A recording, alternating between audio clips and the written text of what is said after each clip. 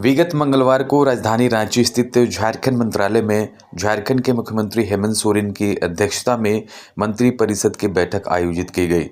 इस बैठक में पंचायत उपबंध अधिनियम 1996 को राज्य सरकार ने विस्तार देते हुए झारखंड पेसा रूल के गठन को स्वीकृति दे दी है। लंबे समय से प्रतीक्षित इस कानून को लागू होने की दिशा में एक ऐतिहासिक कदम देखा जा रहा है। कैबिनेट के बैठक के बाद प्रेस ब्रीफिंग में पंचायती राज सचिव मनोज कुमार ने बताया कि पेसा रूल के दायरे में रांची सहित 15 जिले आएंगे। इसमें से विशुद्ध रूप से 13 जिले अनुसूचित क्षेत्र में हैं। शेष 2 जिलों के कुछ प्रखंड अनुसूचित क्षेत्र में आते हैं। पंचायती राज सचिव ने बताया कि इस रूल के तहत ग्राम सभा को कतिपय क्षेत्रों में जिम्मेवारी के साथ पावर दिया जाएगा। ग्राम सभा को खनन, भू अधिग्रहण के साथ योजनाओं में ग्राम सभा की भूमिका तय की गई है।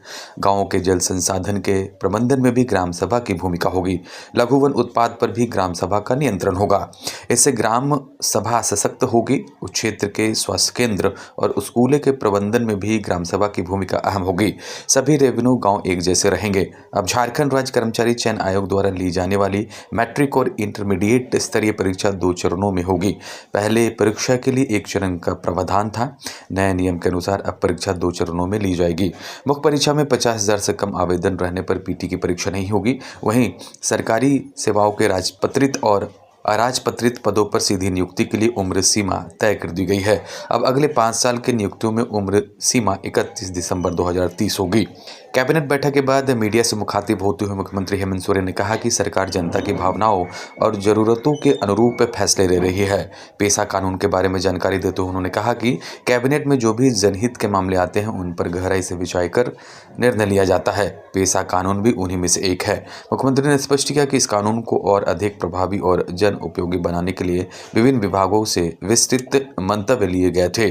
उन्होंने कहा कि सरकार का प्रयास रहा है कि इसे बेहतर से बेहतर तरीके से बनाया जाए ताकि ग्रामीण और जनजातीय क्षेत्रों में स्वशासन की व्यवस्था मजबूत हो सके। देखिए, कैबिनेट में जो भी विषय आता है उस पर चर्चा होती है और उसके बावजूद ही आगे का निर्णय लिया जाता है। और आपको पता है कि आज पूरे कैबिनेट का एक महत्वपूर्ण विषय था पेसा को लेकर,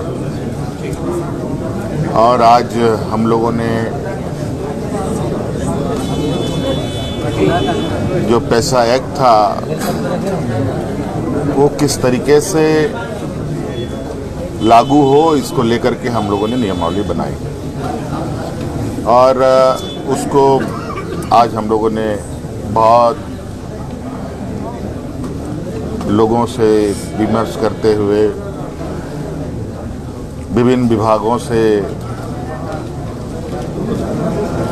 इस विषय पर मंतव्य लेते हुए आज आखिरकार ये अपना एक मूल रूप लेकर के आज राज्य की जनता के लिए समर्पित होगा और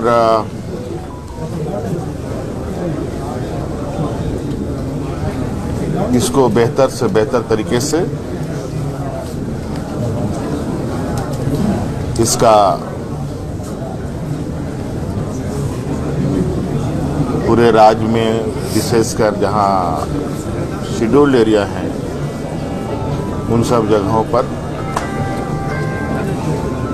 विशेष रूप से ध्यान में रखते हुए चीज़ों को काम धरातल पर उतारा जाए। शेड्यूल के अंदर आता है, उस पर आधारित जो एक्ट के प्रोविजंस है उसको लागू करने का काम झारखंड में होगा।